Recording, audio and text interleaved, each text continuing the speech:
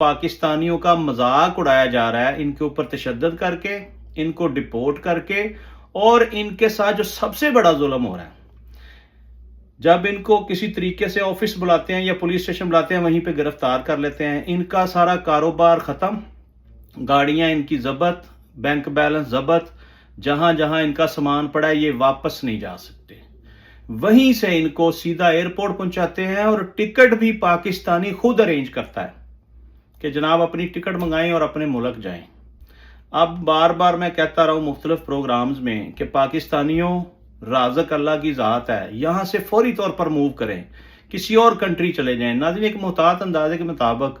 You اے ای میں 18 سے 20 لاکھ پاکستانی موجود تھے جب یہ جنگ کا سسٹم شروع ہوا۔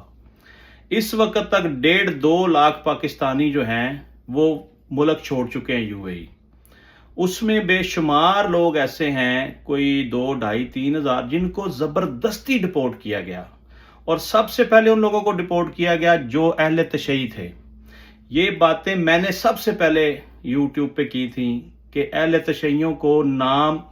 چن چن کر ان کو ڈپورٹ کیا جا رہا ہے، اور میری بات کسی نے نہیں مانی تھی۔ اب اس وقت پورا سوشل میڈیا یہی شور مچا رہا ہے کہ یو اے ای یہ ظلم اور بربریت کر رہا ہے۔ بہرحال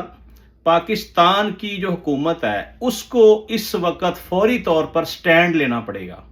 اپنے پاکستانیوں کے اثاثے بچائیں، اور حکومت پاکستان یو اے ای کو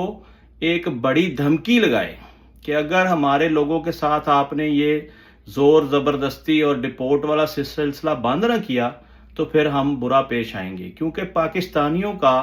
کچھ 100 سے 150 ارب ڈالر جو ہے وہ وہاں پہ لگا ہوا ہے۔ ذرا سوچیں، ذرا کیلکولیشن تو کریں، ہم 1 ارب ڈالر کے لیے IMF کی کتنی منتیں کرتے ہیں۔